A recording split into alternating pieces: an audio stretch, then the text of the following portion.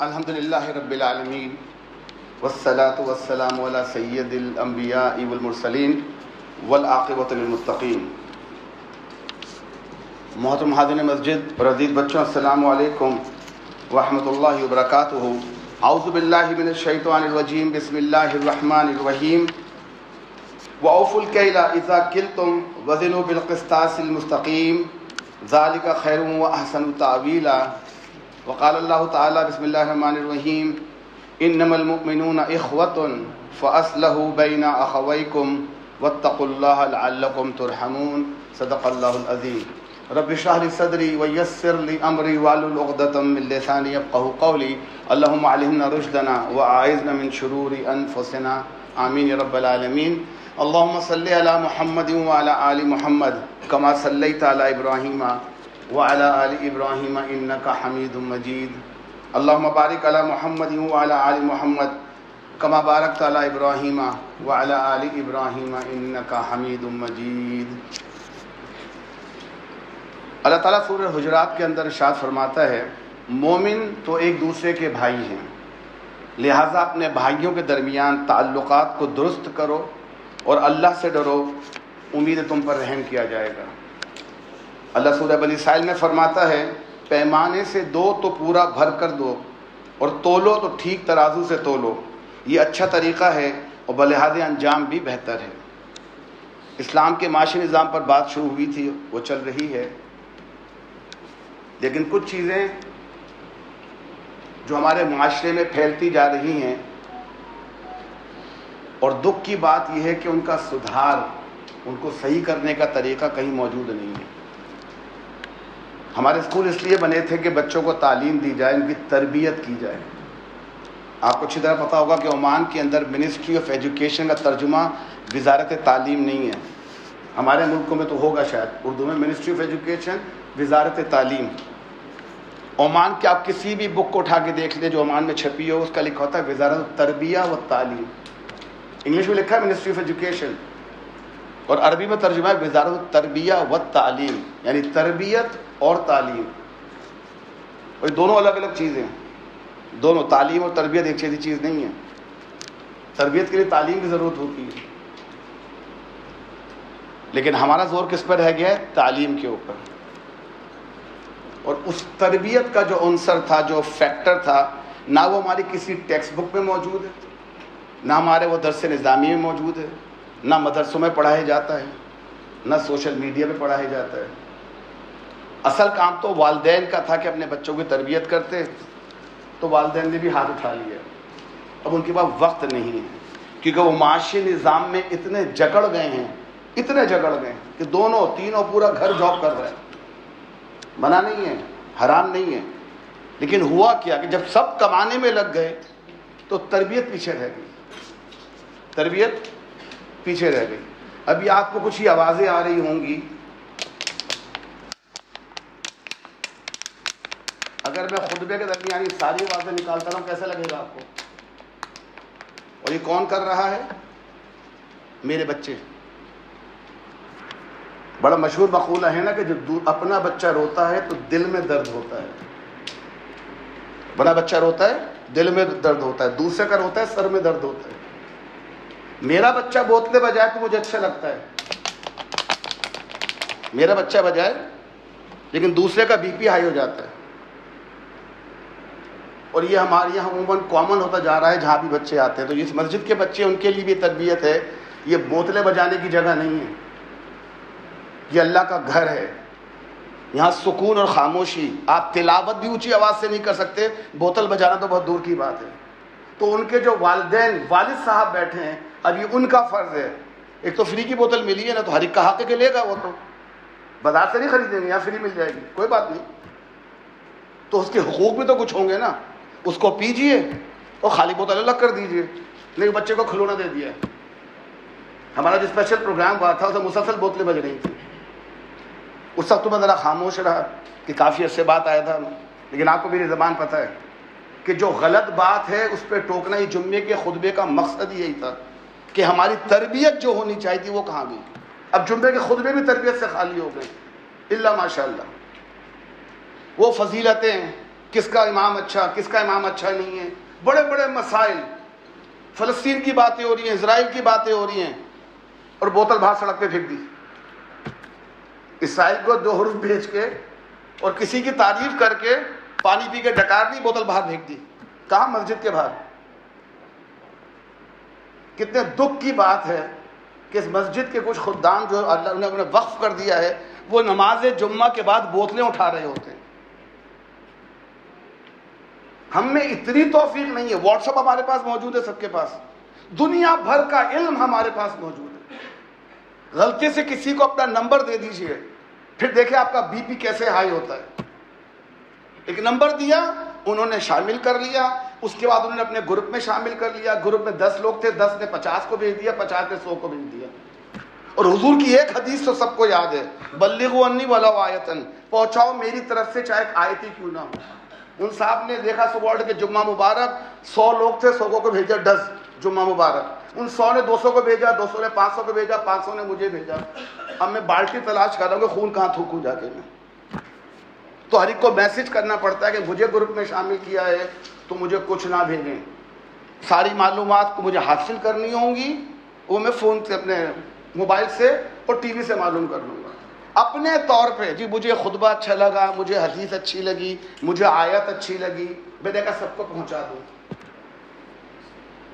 پچھلے 2 دن میں نے پی ایچ ڈی کر لی حماس اور اسرائیل کے موضوع کے اوپر. بٹ ڈگری ملنا کافی ہے، ڈگری نہیں ملی. باقی تمام تھیسس تیار ہے، میرے تھیسس تیار ہے، سبمٹ کروں گا، پی ایچ ڈی کی ڈگری مل جائے گی. تو ہوا کیا تھا، گھر سے باہر نہیں نکلے، کبھی پستول کی شکل نہیں دیکھی، جہاد کے معنی نہیں معلوم، بڑے بڑے بھاشن، کرنا کرانا کچھ نہیں ہے، بولے جاؤ.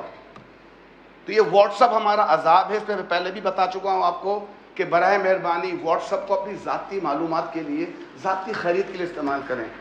آپ نہ رپورٹر ہیں، نہ میں ایڈیٹر ہوں، نہ میں کوئی نیوز پیپر چلاتا ہوں، نہ آپ کے دوست چلاتے ہیں، نہ آپ کے گھر والے چلاتے ہیں. ایک دوسرے کو خیریت بھیجیں.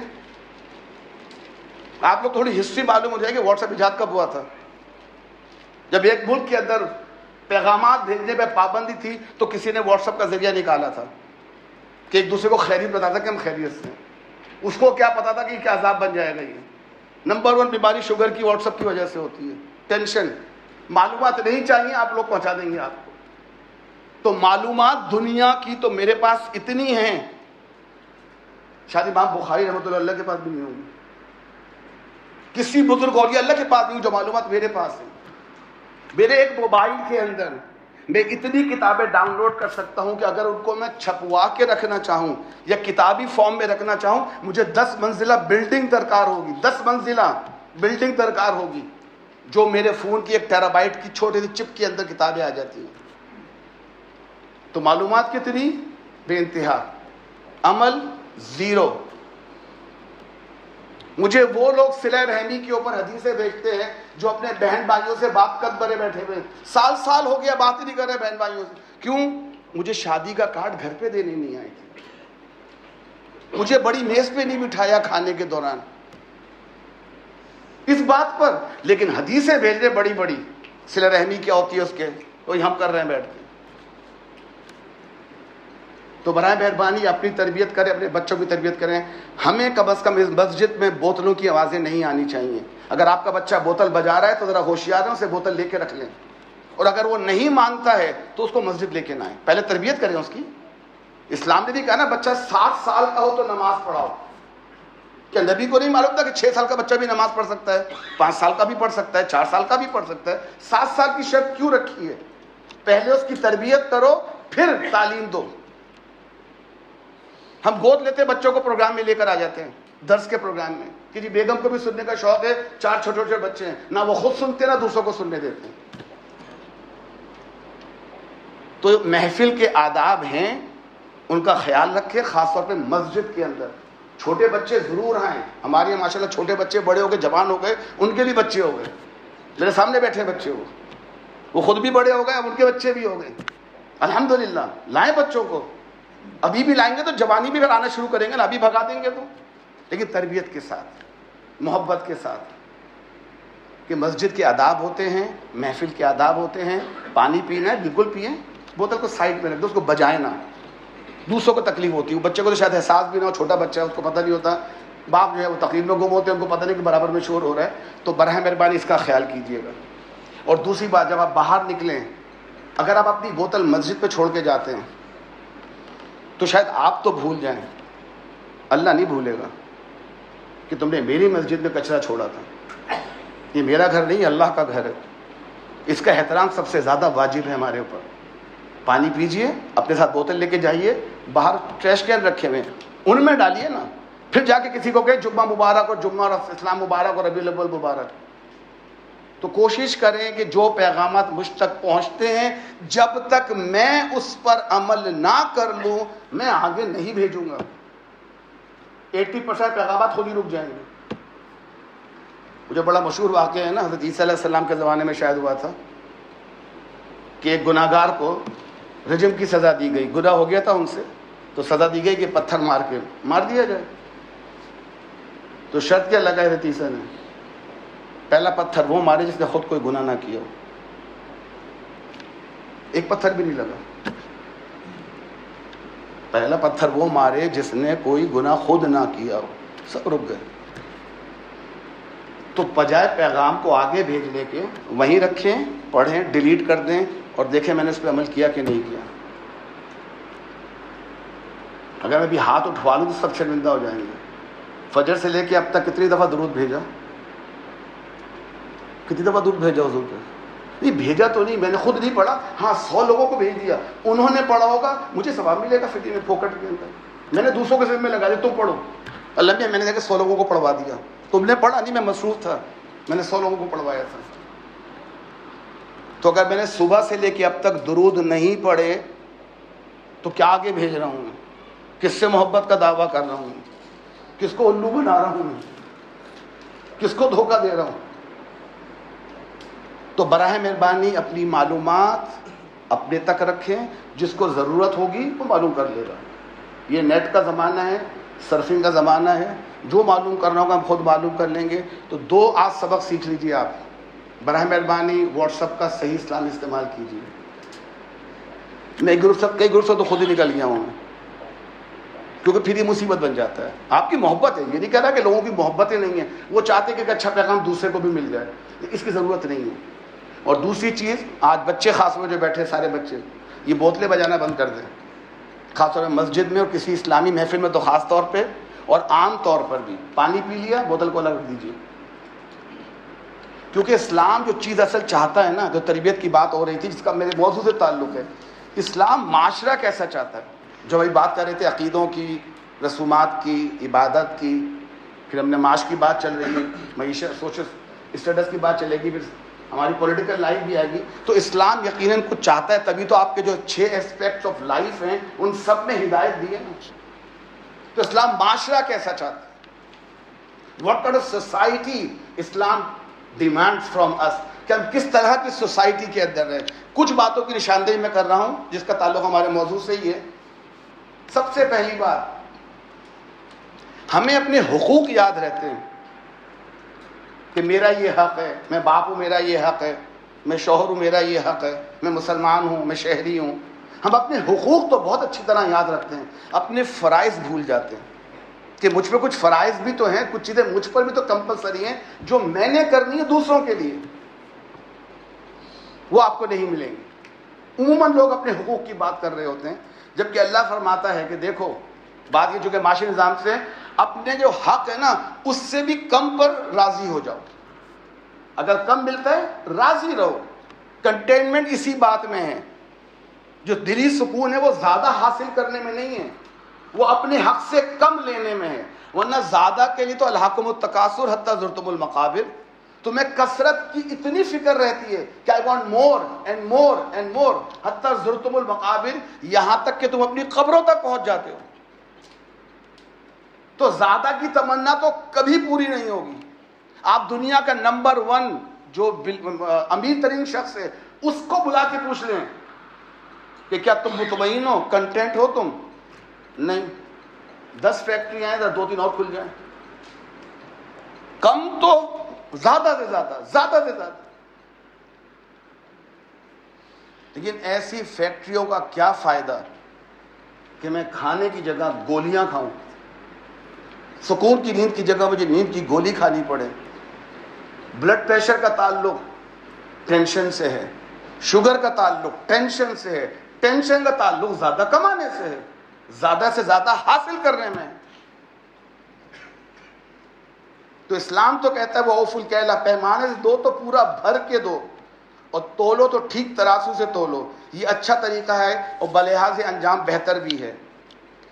ترمذی کی ایک روایت ہے، سوید بن قیس سے روایت ہے کہ میں اور مخرفہ عبدی حجر کے مقام پر کپڑا بیچنے کے لیے لائے، تجارت ہو رہی تھی وہاں، تو آپ صلی اللہ علیہ وسلم ہمارے پاس تشریف لائے اور ایک پاجامے کا سودا کیا، کسی کپڑے کا سودا کیا۔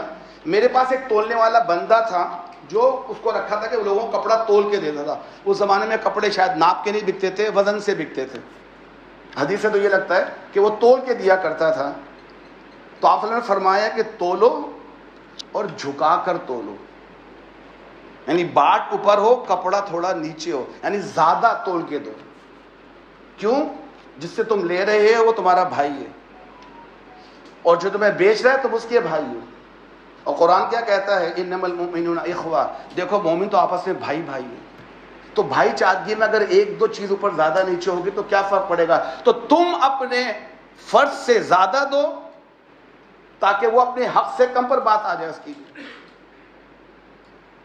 سیدنا ابو ہریرہ رضی اللہ تعالیٰ سے روایت ہے کہ آپ نے فرمایا تم میں سے بہتر لوگ وہ ہیں جو ادائیگی کو پوری طرح ادا کر دیتے ہیں، یعنی قرض ہو، کوئی آپ نے مال لیا ہو، اس کو پورا ادا کر دیں وقت کے اوپر۔ کیونکہ اسلام چاہتا ہے کہ ہمارے اندر ایک دوسرے کے لیے حق سے کم لینے پر ہم راضی رہیں، اپنے حق سے کم لینے پر ہم راضی رہیں۔ ہاں ملے گا پورا، اللہ اس کو ضائع نہیں کرے گا۔ دوسرا اللہ چاہتا ہے معاشرے کے اندر محبت، ہمارے اندر آپس میں بھائی چارگی ہو، ایک دوسرے کے لیے نفرت، غصہ، جلن، حسد، کینہ یہ سب نہ ہو، محبت ہو، چاہے وہ جاننے والا ہو چاہے وہ نہ جاننے والا ہو۔ پڑوسی کے تو اتنے حقوق بیان کیے گئے تھے، صحابہ کہتے تھے ہم ڈرتے تھے کہیں اللہ پڑوسیوں کو وراثت میں حصہ دار نہ لگا دے۔ کتنے حقوق گھر کے برابر رہنے والے کے، کوئی شرط نہیں ہے کہ کون ہوگا، وہ شرط نہیں ہے، بس تمہارا پڑوسی، تم نے اپنا فرض ادا کرنا ہے، حق کی بات نہیں کرنی۔ حضرت عمر بن عبداللہ، حضرت عبداللہ بن عمر رضی اللہ عنہما سے روایت ہے کہ آپ نے فرمایا مسلمان کا بھائی ہے، نہ اس پر ظلم کرے اور نہ اسے کسی ظالم کے سپرد کرے، اور جو شخص اپنے کسی بھائی کی ضرورت پوری کرنے میں لگا ہوگا اللہ اس کی ضرورت اور حاجت پوری کر دے گا۔ اتنی خوبصورت حدیث۔ اگر کبھی آپ کو لگ رہا ہے کہ آپ کا کوئی کام اٹک گیا ہے، جائز کام، حرام نہیں، کوئی جائز کام اٹک گیا ہے اور وہ نہیں ہو رہا، آپ کی تمام تر کوشش کے باوجود اپنے ارد گرد نگاہ ڈالیں، کوئی ایسا ہے جس کا کام آپ پورا کر سکتے ہو، آپ کی کوئی سفارش جائز، آپ کا تھوڑا سا پیسہ، آپ کے میٹھے بول کیا کسی کی مدد کر سکتے ہیں؟ کریں تو حدیث یاد رکھیں، اللہ کہتا ہے تم اس کی مدد کرو گے میں تمہاری ضرورت پوری کروں گا۔ اللہ کو یہ بھائی چارگی اتنی پسند ہے، جب وہ دیکھتا کہ میرا بندہ اپنے کام چھوڑ کے دوسرے کے کام کر رہا ہے، اللہ اس کا کام اپنے ذمے لے لیتا ہے، اور جو کام اللہ ذمے لے لے لازماً وہ انجام کو پہنچے گا۔ دیر سویر ہو سکتی ہے، اتنا عقیدہ تو رکھیں ہم کہ جب اللہ کہہ رہا ہے میرے ذمے تم میرے بندے کی مدد کرو میں تمہاری ضرورت پوری کروں گا۔ اپنا ہاتھ ذرا کھلا رکھ کے دیکھیں، دینے والا ہاتھ کھل جائے تو اللہ کی طرف سے کبھی وہ بند نہیں ہوگا، لیکن نیت اور عقیدہ اللہ پر ہو کہ اللہ کی وجہ سے دے رہا ہوں۔ پھر دیکھیں اگر آپ کا ہاتھ دینے والا بن گیا اللہ اس کو کبھی بند نہیں ہونے دے گا، پھر رزق کی ایسی بوچھاڑ ہوگی کہ آپ کو سمجھ میں بھی نہیں آئے گا۔ وَمَن يَرْزُقْهُ مِنْ حَيْثُ لَا يَحْتَسِبْ، ہم اس کو ایسے راستوں سے رزق دیں گے جس سے گمان بھی نہیں کیا ہوگا۔ یہ اسلامی معاشرہ چاہتا ہے، اپنے حق سے کم پر رہو اور اخوت اور بھائی چارگی، اپنے بھائی کا خیال کرو۔ تیسری چیز ایثار، اپنے آپس میں کسی کو زیادہ دے دینا، اپنے حق کو چھوڑ دینا، صرف اپنا فرض ادا کر دینا۔ سورہ حشر میں اللہ فرماتا ہے جو ان مہاجرین کی آمد سے پہلے ہی ایمان لا کر دارالہجرت میں مقیم تھے، یعنی وہ لوگ کہ جو مکہ سے ہجرت کر کے مدینہ چلے گئے تھے آپ صلی اللہ علیہ وسلم کی ہجرت سے پہلے، جو مدینہ چلے گئے تھے، یہ ان لوگوں سے محبت کرتے ہیں جو ہجرت کر کے ان کے پاس آئے ہیں، اور جو کچھ بھی ان کو دیا جائے اس کی حاجت تک اپنے دلوں میں محسوس نہیں کرتے، اور اپنی ذات پر دوسروں کو ترجیح دیتے ہیں، چاہے خود محتاج ہوں، چاہے خود محتاج ہوں۔ حقیقت یہ ہے جو دل کی تنگی سے بچا لیے گئے وہی فلاح پانے والے۔ جنگ احد میں تو اس کی اعلیٰ ترین مثال آئی تھی سامنے، جب وقتی طور پہ مسلمانوں کو شکست ہو گئی تھی اور 70 کے قریب صحابہ شہید ہو گئے تھے، تو کتنے زخمی ہوئے ہوں گے۔ تو جب مدینے میں اطلاع پہنچی کہ یہ حال ہے، تو ہماری مائیں اور ہماری جو بہنیں تھیں اس زمانے میں صحابیات، وہ دوڑ کے پہنچی احد کے میدان میں تاکہ ہم زخمیوں کی خدمت کر سکیں۔ پانی لے کر آئی، جو بھی ان کے پاس سامان موجود تھا۔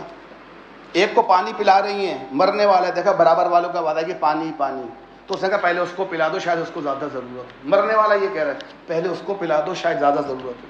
ان کے پاس پہنچی تو تیسرے نے پکارا پانی پانی، کہتے پہلے اس کو پلا دو۔ وہاں تک پہنچی تو تیسرا مر چکا تھا، شہید ہو چکا تھا، جو دوسرے کے پاس تھا وہ بھی جا چکا تھا، اور جو پہلے کے پاس تھا وہ بھی جا چکا تھا۔ اپنی فکر نہیں کی، اپنے بھائی کی فکر کی مرتے وقت تک کہ شاید اس کی ضرورت زیادہ ہو۔ یہ کچھ چیزیں تھیں جو اسلام چاہتا ہے کہ ہمارے معاشرے کے اندر موجود، یہ ہمارے معاشرے میں موجود ہو۔ اب اگر یہ نہیں ہے ہمارے معاشرے کے اندر تو پھر مسائل ہیں، اور یہی ہو رہا ہے آج کل۔ ہر ایک کو اپنے حق کی پڑی ہوئی ہے، اپنے فرائض کو بھول گئے۔ جب یہ سسٹم سمجھ میں آ جائے کہ اسلام کس ٹائپ کی سوسائٹی چاہتا ہے، پھر آپ کو عقائد بھی سمجھ میں آئیں گے، پھر آپ کو رسومات بھی سمجھ میں آئیں گی، عبادات بھی سمجھ میں آئیں گی، سوشل سسٹم بھی سمجھ میں آئے گا، اکنامیکل سسٹم بھی سمجھ میں آئے گا، اور پولیٹیکل سسٹم بھی سمجھ میں آئے گا۔ اور اگر میں پتھر دل ہو کے بیٹھ جاؤں، کنجوس نمبر 1 ہو کے بیٹھ جاؤں اور سیلفش ہو جاؤں، پھر تو رسول بھی سامنے آ جائے تو ہدایت نصیب نہیں ہوتی۔ کیا پورا مکہ اسلام لے کر آ گیا تھا؟ کیا پورا مدینہ مسلمان ہو گیا تھا؟ کیا پورا عرب مسلمان ہو گئے تھے جب حضور نے پورے عرب پہ جب قبضہ کر لیا تھا؟ نہیں نا۔ کیوں؟ وہ نہیں چاہتے تھے۔ ایک صاحب نے بڑی پیاری بات کی، وہ کہہ لے کہ صاحب میری بڑی تمنا ہے کاش میں حضور کے زمانے میں ہوتا، کاش میں حضور کے زمانے میں ہوتا، ایمان لاتا، حضور کو دیکھتا، جنت پاتا۔ تو عالم نے ٹوک دیا ایسی تمنائیں نہ کرو۔ حضور کے زمانے میں ابو جہل بھی تو تھا، ابو لہب بھی تو تھا، عتبہ شیبہ بھی تو تھا، عبداللہ بن ابی بھی تو تھا، کیا پتہ تم ان جیسے ہو جاتے۔ تو جو اللہ نے دیا اس پر راضی رہو۔ ہاں خواہش اپنی جگہ، لیکن ایسی تمنائیں نہ کرو، ورنہ تو ایسا بھی تو ہو سکتا تھا کہ تم اس دور میں ہوتے اور کفار میں شامل ہوتے۔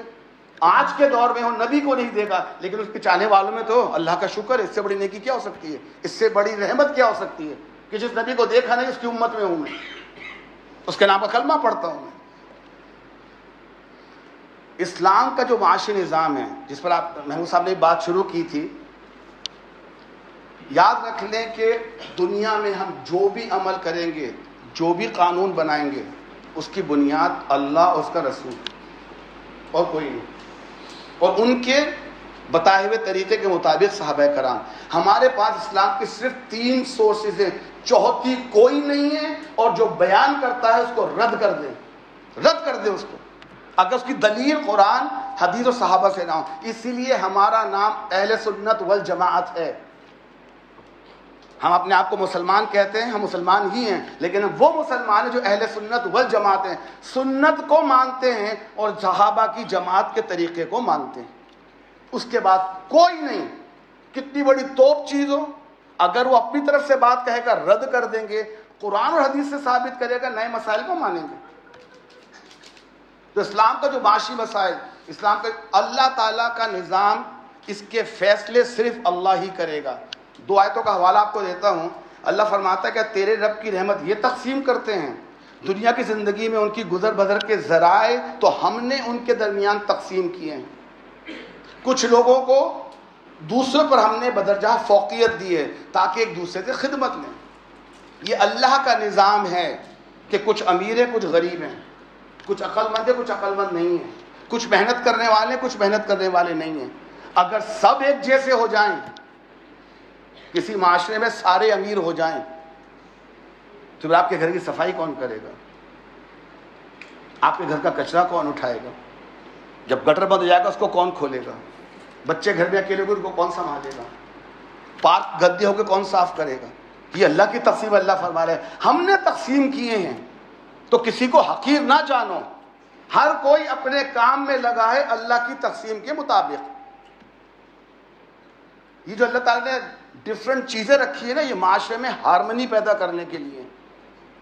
آج کیوں لوگ تنگ ہیں یورپ کے اندر؟ سب اچھا کما کے اچھا کر کے سب امیر ہوتے چلے جا رہے ہیں، اب وہ کام کرنے کے لیے پر آور لوگ ڈھونڈنے پڑتے ہیں، وہ بھی بہت مہنگے پڑتے ہیں۔ بیبی سیٹر گھنٹے کے لیے آ رہی، صفائی کرنے والی 2 گھنٹے کے لیے آ رہی ہے، کیونکہ کل وقت وہ افورڈ ہی نہیں کر سکتے۔ تو اللہ کی تقسیم ہے، یہ تیرے رب کی رحمت ہے، اس دولت سے زیادہ قیمتی ہے جو یہ سمیٹ رہے ہیں۔ اللہ فرماتا ہے کہ ابو سعید خدری رضی اللہ عنہ سے راوی ہیں کہ آپ نے فرمایا سچا اور امانت دار تاجر قیامت کے دن انبیاء، صدیقین اور شہداء کے ساتھ ہوگا۔ اور آخری چیز، اسلام کبھی بھی ہاتھ پھیلانے والوں کو پسند نہیں کرتا۔ یہ اسلام کے معاشی سسٹم کے خلاف ہے کہ کوئی مانگنے والا ہو۔ تو آپ کہیں گے جناب کیسے ممکن ہے یہ؟ میں آپ کو 2 مثالیں اپنے علاقوں سے دیتا ہوں، ہندوستان، پاکستان، بنگلہ دیش۔ آپ کو بتاؤں گا میرے 2 کمیونٹیز موجود ہیں، اسماعیلی فرقے والے اور بوہری۔ بوہری جو خاص کی ٹوپی پہنتے ہوتے ہیں، گولڈن ایک پٹی بنی ہوتی ہے گولڈن، لمبا سا وہ کوٹ نما کوٹ پہنتے ہیں، اور اسماعیلی جو پرنس کریم آغا خان کے ماننے والے۔ پورے ہندوستان، پورے پاکستان میں مجھے ایک فقیر دکھا دیں جو اسماعیلی یا بوہری ہو، ایک فقیر۔ میں چیلنج کر رہا ہوں آپ کو آج مسجد کے اندر، جمعے کے خطبے کے اندر، جو فقیر ہو۔ کیوں؟ کوئی چھوٹی کمیونٹی نہیں ہے، بہت بڑی کمیونٹی ہے۔ ہمارے شہر کراچی میں بہت بڑی کمیونٹی ہے بوہریوں کی اور راخانیوں کی، ایک بھی فقیر نہیں ہے۔ انہوں نے مانگنے والا سسٹم ہی نہیں رکھا، انہوں نے دینے والا سسٹم رکھا ہے۔ میں جب چھوٹا تھا ہمارے گھر میں ایک صاحب ہمارے گھر میں کام کرتے تھے، تو انہوں نے ایک صاحب کو اپنے ساتھ رکھا تھا، وہ اسماعیلی تھے، کچھ نہیں تھا اس کے بعد، نہ تعلیم نہ کچھ۔ وہ اپنے جماعت خانے گیا، اس نے کہا جناب میرے پاس کوئی پیسہ ایسا نہیں ہے، گھر نہیں ہے، شادی وادی بھی نہیں ہوئی ہے، میری مدد کریں۔ تو انہوں نے کہا تم کیا کر سکتے ہو؟ بالکل کچھ بھی نہیں آتا۔ کہتا رنگ تو کر سکتے ہو نا؟ کہا ہاں وہ کر سکتا ہوں۔ تو کیا کیا چاہیے؟ ایک سیڑھی، 2-3 بالٹیاں، 2-3 برش، تھوڑا سا رنگ، کھرپی جو رنگ کرنے کا اس کو دے دیے۔ حدیثیں ہم بیان کرتے ہیں، انہیں برا ہم کہتے ہیں، اور وہ رسول کی حدیث پہ کام کر رہے ہیں۔ ایک بندہ مانگنے آیا تھا نا، حضور نے کیا کہا تھا اس کو؟ کچھ ہے کہ لگا فلاں چیز ہے کہ لاؤ بیچو، بیچ کے جا کے کلہاڑی کا لوہا خرید کے لے کر آؤ، جو اس کا لوہے کا پیس ہوتا ہے، پھر اپنے ہاتھ سے اس پر ڈنڈا فٹ کیا اور کہا جاؤ جنگل سے لکڑیاں کاٹ کے بیچو، مانگو مت۔ ہم حدیث سنتے ہیں، جمعے کے دن آگے بھیج دیتے ہیں الحمدللہ، اور بھیجنے والا شاید فقیر بھی ہو، وہ بھی جا کے صبح مانگ رہا ہے اور حدیث بھیج رہا ہے دوسروں کو کہ کلہاڑی بنا کے دی تھی حضور نے۔ تو اس کا نام بادل تھا، ہمارے جو ساتھی تھا، اس کو سامان دیا، آج وہ اپنا کما رہا ہے، شادی ہو گئی، بچیاں اس کی ڈاکٹر نرسیں بن گئی ہیں، سکون سے، کبھی بھیک نہیں مانگی۔ اور ہم مانگنے والے، اور اللہ کے نام پہ، رسول کے نام پہ، جس نے منع کیا ہے۔ اللہ فرما رہا ہے، اسلام پہ لازم ہے کہ ہر شخص اپنے ہاتھ سے کمائے، کیونکہ قرآن نے کہا ہے ہم نے دن کو معاش کا وقت بنایا ہے، مانگنے کا وقت نہیں بنایا۔ مانگنا ہے تو اللہ سے مانگو، مانگنا ہے تو اللہ سے مانگو۔ معیشت اسلام میں اس لیے امپورٹنٹ ہے، اسلام کسی کو نہیں چاہتا کہ وہ مانگنے والا بنے، جو جس لیول پر بھی ہے۔ اللہ نے کسی کو بغیر ٹیلنٹ کے دنیا میں نہیں بھیجا۔ ضروری نہیں کہ وہ انجینئر، ڈاکٹر، لائر ہو تو کام کرے گا دنیا میں، مزدور اور تعلیم حاصل نہ بھی کرے وہ کام کر سکتا ہے۔ اب وہ الگ بات ہے کہ اس کام کو حقیر سمجھے اور نخرے کرے، ورنہ ہر کسی کو تھوڑا بہت کام تو آتا، نہیں آتا تو سیکھ لے۔ اب جو اسلام کا معاشی نظام ہے، 4 طریقے ہیں اسلام میں کمائی کرنے کے، 4 طریقے۔ 2 پر تو محبوب صاحب نے بات کی تھی، تو داؤد اللہ صاحب نے ذکر کیا تھا کہ اللہ نے ان کو لوہے کا علم، ان کے ہاتھ میں لوہا نرم کر دیا تھا ان کو۔ سلیمان السلام نے پگھلا ہوا تانبا منگایا تھا ڈیم پر ڈالنے کے لیے تاکہ اس کو توڑ نہ سکیں۔ تو 4 طریقے اسلام میں ہیں، یہ جتنے بھی طریقے ان چاروں میں ہی کہیں نہ کہیں آ جائیں گے۔ ایک ہے صنعت، انڈسٹری لگانا، لوگ انڈسٹری لگا کے پیسہ کماتے ہیں، بڑی بڑی انڈسٹری، اب یہ ہر ایک کے بس کی بات نہیں ہے۔ تو دوسرا آپ کا ٹریڈنگ ہے، تجارت۔ تو پہلا صنعت مانے انڈسٹری لگانا، اس لیے ہمارے یہاں مثلاً صنعیہ ہوتے ہیں، اور صنعتیں لگی ہوئی ہیں مختلف، صنعیہ انڈسٹریز لگی ہوئی ہیں۔ دوسرا طریقہ پھر آپ کا تجارت کا ہے کہ آپ نے کچھ لیا کچھ بیچ دیا، اور یہ بڑے چھوٹے لیول پہ بھی ہو سکتا ہے۔ آپ دیکھو اکثر ہمارے یہاں ملکوں کے اندر بچے چھوٹی تھیلی میں وہ جو ٹائمر آ گیا آج کل، تسبیح پڑھنے کا ٹائمر جو وہ بیچ رہے ہیں، پین بیچ رہے ہیں، کچھ بھی چیز بیچ رہے ہیں، تجارت ہے نا یہ بھی۔ لیا تھوڑا منافع رکھ کے آگے بیچ دیا، تجارت۔ تیسرا طریقہ، اگر میں تجارت بھی نہیں کر سکتا، انڈسٹری بھی نہیں لگا سکتا، میں جاب تو کر سکتا ہوں، ملازمت۔ اور چوتھا طریقہ کہ جو گاؤں میں رہتے ہیں جن کے پاس زمینیں ہیں، وہ زراعت ایگریکلچر پہ کام کرتے ہیں۔ اب دنیا کی جتنی بھی جابز ہیں، پیسہ کمانے کے طریقے ہیں، کسی نہ کسی طرح چاروں میں ہی آئیں گی، یا تو انڈسٹری میں آئیں گی، یا آپ کی وہ ٹریڈنگ کے آئیں گی، یا وہ امپلائمنٹ میں آئیں گی، یا وہ زراعت کے اندر آئیں گی۔ اب اسلام نے ان سب کے بارے میں الگ الگ ہدایت دی ہے۔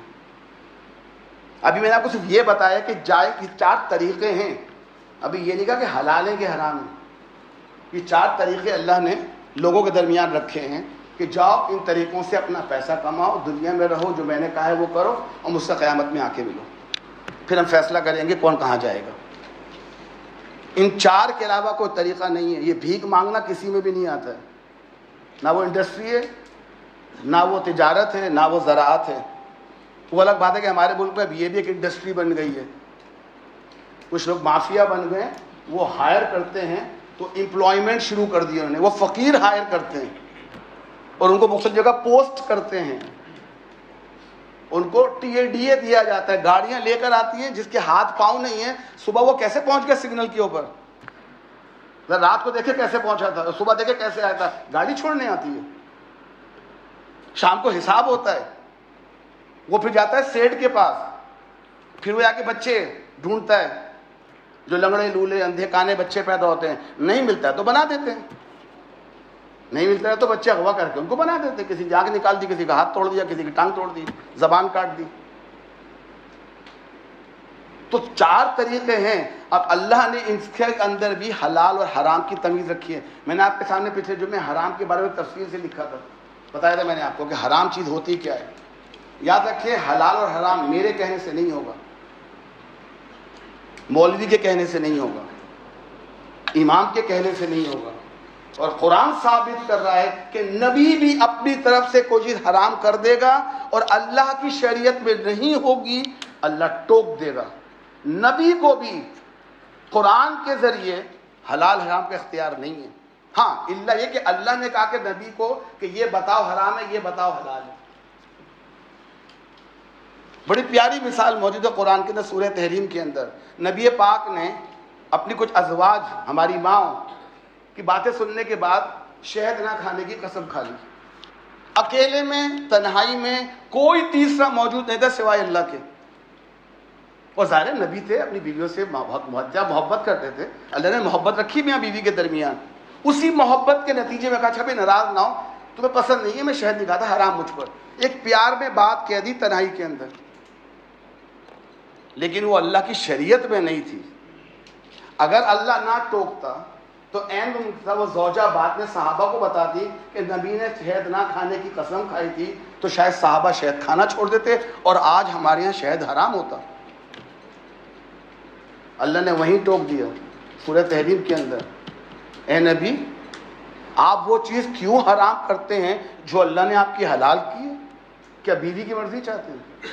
بڑے پیار سے ٹوکا ہے، کوئی بے عزتی نہیں کی، ہمیں سمجھایا جا رہا ہے، نبی کو نہیں، نبی تو جنت کے لیے بنے، یہ جنت نبی کے لیے بنی ہے، وہ غلطی کر ہی نہیں سکتے، تو کیوں ہونے دی ہمارے لیے کہ دیکھو حلال حرام کا اختیار تو ہم نے نبی کو نہیں دیا، تم لوگ کون ہوتے ہو کہ یہ حلال ہے وہ حرام ہے، یہ حرام ہے یہ حلال ہے۔ تو اللہ فرماتا ہے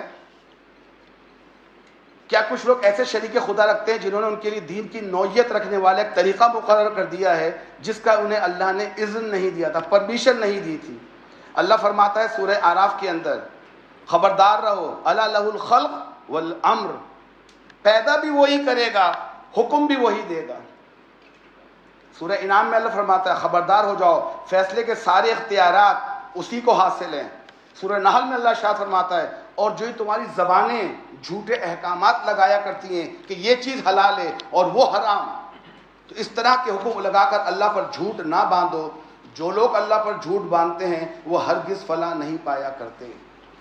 اور آخری تو خاص طور پہ تاجروں کے لیے یا کام کرنے والوں کے لیے، سورہ ہود میں شعیب علیہ السلام کا ایک ڈائلاگ قول نقل کیا ان کی قوم کے ساتھ جو ہوا تھا، تو ان کی قوم نے جواب دیا تھا، اے شعیب کیا تمہاری نماز تمہیں یہ سکھاتی ہے کہ ہم سارے معبودوں کو چھوڑ دیں؟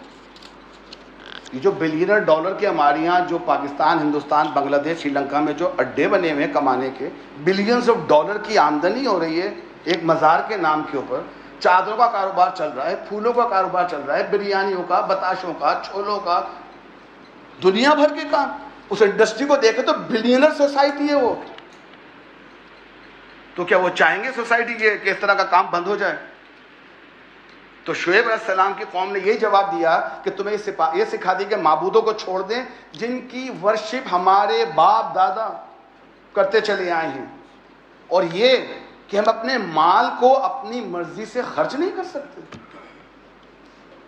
یہ جو مال آپ نے کمائے نا، یہ آپ کے مال نہیں ہے، یہ اللہ کا مال ہے۔ اس نے آپ کو صلاحیت دی کہ آپ کما سکیں، اگر وہ صلاحیت نہ دیتا آپ نہیں کما پاتے۔ تو یہ مال بھی آپ کا نہیں ہے، کمانا بھی حلال طریقے سے ہے اور خرچ بھی حلال طریقے سے کرنا ہے۔ یہ ہے معاشی نظام اسلام کا، دونوں کام ایک ساتھ کرنے ہیں کہ اس کو کمانا بھی حلال طریقے سے ہے اور خرچ بھی حلال طریقے سے کرنا ہے۔ اب ایک اور چیز سوچ لیں، انشاءاللہ بعد میں ہماری تمام اس پہ بات رہے گی کہ کوئی بھی کام جو اللہ نے ہماری جو صنعت ہے، تجارت ہے، ملازمت ہے اور زراعت ہے، اس بارے میں اچھی طرح یاد رکھ لیں یہ دونوں کی دونوں میری چوائس پہ ہیں، یہ چاروں میں حلال کرتا ہوں کہ میں اس کو حرام بناتا ہوں۔ لیکن اس سے پہلے اللہ نے ان چاروں باتوں کرنے سے پہلے اللہ نے قرآن میں ٹوکا ہے ہمیں، اے لوگوں جو ایمان لائے ہو، آپس میں ایک دوسرے کے مال باطل طریقوں سے نہ کھاؤ، غلط طریقوں سے نہ کھاؤ، لین دین ہونا چاہیے آپس کی رضامندی سے، اپنے آپ کو قتل نہ کرو، یقین مانو کہ اللہ تم پر رحم کرنے والا ہے، مہربان ہے تمہارے اوپر۔ یعنی کہ جو کام بھی کرو اس کو طریقے سے کرو، باطل طریقے سے نہیں۔ انشاءاللہ بات آپ کی جو چاروں ہمارے ذرائع اس پہ گفتگو رہے گی۔ حق یہ ہے کہ جو لوگ ان احکامات کو چھپاتے ہیں جو اللہ نے اپنی کتاب میں نازل کیے ہیں اور تھوڑے سے ورلڈلی گین کے لیے، دنیا کے فائدے کے لیے انہیں قربان کر دیتے ہیں، دراصل وہ اپنے پیٹ کو آگ سے بھر رہے ہیں۔ قیامت کے دن اللہ ہرگز ان سے بات نہ کرے گا اور نہ انہیں پاکیزہ ٹھہرائے گا، ان کے لیے دردناک عذاب ہے۔ اللہ تعالیٰ فرماتے ہیں، سید ابو ہریرہ اس کے راوی ہیں، مسلم کی روایت ہے، یہ شاید آپ کو پہلے بھی سنا چکے، آپ نے بہت دفعہ سنی ہے۔ آپ صلی اللہ علیہ وسلم نے کسی ایک مرد کا ذکر کیا جو لمبے لمبے سفر کر کے آتا ہے، اس زمانے کا سوچیں کہ جب حج کرنے آیا ہوگا یا عمرہ کرنے آتا ہوگا دور سے، تو اس کے بال جو ہیں وہ پراکندہ ہیں، بکھرے ہوئے بال ہیں، مٹی میں اٹا ہوا ہے، اور پھر ہاتھ آسمان کی طرف اٹھا کر کہتا ہے کہ اے رب، اے رب، دعا مانگتا ہے، حالانکہ اس کا کھانا حرام، اس کا پینا حرام، اس کا لباس حرام، اس کی غذا حرام، پھر اس کی دعا کیسے قبول ہو؟ اس کی دعا کیسے قبول ہو؟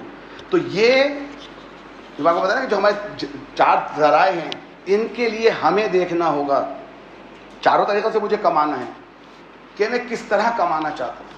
آج میں تھوڑی شاید ٹائم ہو گیا ہمارا، ٹھیک ہے نا، انشاءاللہ میں چار جو ہماری صنعت، جو چار میں نے آپ صنائع رکھے تھے، صنعت اور آپ کی تجارت، ملازمت اور زراعت، ان پر انشاءاللہ گفتگو رہے گی، سلسلہ آگے چلتا رہے گا۔ بات ختم کرنے سے پہلے میں ایک بات آپ کے سامنے بیان کر دوں، مجھے پھر پانی کی بوتلوں کی آواز آ رہی ہے، یہ تو ہمارا حال ہے، میں برا نہیں مانیے گا، میں جس کسی کا اشارہ نہیں کر رہا ہوں۔ ابھی آپ کے سامنے کہا تھا کہ اپنے بچوں کی تربیت کریں اور پھر پانی کی بوتلیں بج رہی ہیں۔ پھر وہ بات ہے کہ جب ہمیں برا لگتا تو کہتے پھر آپ نماز پڑھنے نہ آیا کریں نہیں، اگر آپ کو پسند نہیں ہے ہماری باتیں تو ماشاءاللہ ایئر کنڈیشن مسجدیں موجود ہیں، تربیت کریں اپنے بچوں کی، ان کے ہاتھ سے بوتلیں لے لیں، اگر بجا رہے ہو، یہاں نہیں کہیں بھی ہوں، محفلوں میں بوتلیں بجانا یہ اچھی بات نہیں ہے، یہ صرف یہ بتاتی کہ شاید مجھ سے کمی رہ گئی تربیت کرنے کے اندر۔ اور دوسری بات، ہمارے کچھ لوگ دیر سے آتے ہیں، خطبہ سننے نہیں آتے، برا نہیں مانیے گا، اس لیے آتے کہ نماز دیر سے ہوتی ہے، کیونکہ ساری عمانی مسجدوں میں نماز ہو چکی ہے، ان کی نماز نکل گئی، کیونکہ جمعے کا دن تھا، صبح لگے ہوئے تھے میسج بھیجنے میں، ٹائم نکل گیا، یاد ہی نہیں رہا، 50,000 کو میسج بھیج دیا، اب ٹائم دے کرے نماز نکل گئی، کوئی بات نہیں، وادی کبھی مسجد موجود ہے، 7:15 بجے جماعت ہوگی، پھر بھاگے بھاگے یہاں آتے ہیں، اور پھر دھوپ پہ جگہ پاتے ہیں، وہ کرتے کیا ہیں، اپنی پارکنگ غلط کر دیتے ہیں، کیوں؟ میرا حق ہے، مجھے قریب جگہ ملے گی، اتنی دور پیدل چل کے کیوں گرمی کے اندر؟ ایک تو گاڑی غلط پارک کرتے ہیں، چلے آپ نے گاڑی قریب پارک کر دی کہ نماز نہ نکل جائے، تو جیسے ہی آپ کا جمعے کی نماز ختم ہو باہر جا کے گاڑی ہٹا دیجیے اپنی، دوسروں کا راستہ کیوں روکتے ہیں؟ کیا پتا مجھے جلدی جانا ہو، میں بہت دور رہتا ہوں، میں قریب ہی رہتا ہوں، اللہ کا احسان ہے مجھے آنے کا موقع دیتا ہے، اس میں میرے پہ کرم ہے، کیا پتا مجھے واپس جلدی جانا ہو، اب میں بیٹھا ہوں گاڑی رستے پہ کھڑی ہوئی ہے، اور ہمارے مسجد کے جو بیچارے خدمت گزار ہیں وہ ٹوک دیں تو برا مان جاتے ہیں، بھائی آپ کو بڑے پیار سے کہا آپ گاڑی کھڑی کر دیجیے، کوئی بڑی بات نہیں ہے، خطبہ سننے کیوں آئے تھے؟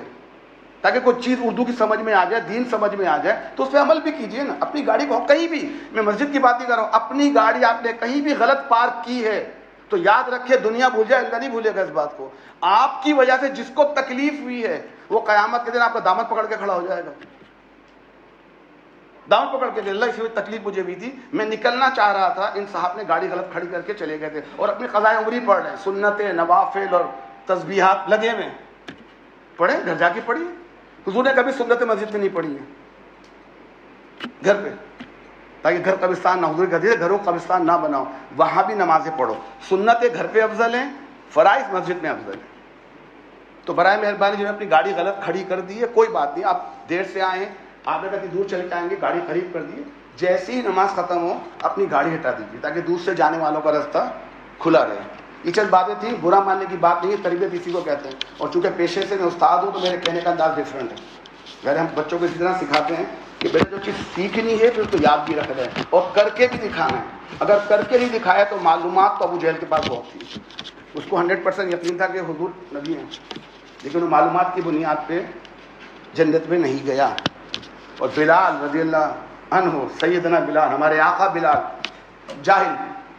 غلام، حبشی، دنیاوی اعتبار سے ناکام ترین شخص، دنیاوی اعتبار سے، نہ خوبصورت، نہ پیسہ، نہ جائیداد، نہ تعلیم، اور ہمارے آقا نبی نے فرمایا بلال تم کیا کرتے ہو کہ جنت میں اپنے آگے تمہارے قدموں کی آواز سنی،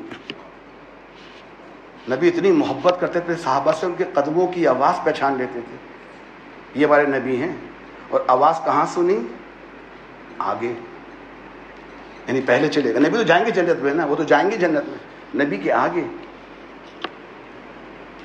تو ابو جہل کا علم بہتر تھا کہ بلال کا عقیدہ، تو دونوں چوائس ہمارے پاس ہیں، عمل کر کے بلال بننا ہے یا علم حاصل کر کے ابو جہل بننا ہے، اللہ میں بلال جیسا بننے کی توفیق عطا فرمائے، رضی اللہ عنہ، وآخر دعوانا الحمدللہ رب العالمین۔